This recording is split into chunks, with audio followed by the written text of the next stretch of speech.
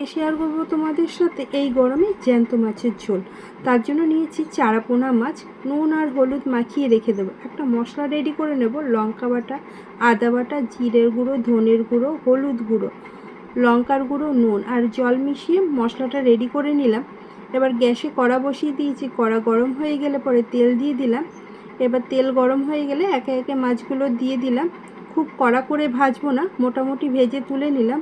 আলু আর ডাঁটা এইভাবে কেটে নিয়েছি, আলু লাল লাল করে ভেজে তুলেছি, ডাঁটাও তাই একটু স্পট পড়লে তুলে নিয়েছি। এবার দিয়ে দেবো বড়ি, বড়িটাও লাল লাল করে ভেজে তুলে নিলাম। এবার কড়াতে আবার তেল দিয়ে জিরে, শুকনো লঙ্কা, তেজপাতা ফোড়ন দিয়ে দিয়েছি মশলা, বাটি ধোয়া জলটাও দিয়ে দিলাম। আর দিয়ে দিলাম টমেটো, ছোট ছোট দুটো টমেটো।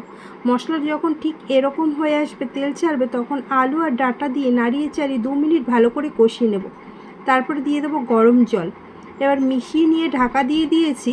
এবার যখন আলু এলে দিয়ে দেবো মাছ নাড়িয়ে চাড়িয়ে এবার দিয়ে দেবো উপর দিয়ে বড়ি আর দিয়ে দেবো ভাজা জিরের গুঁড়ো।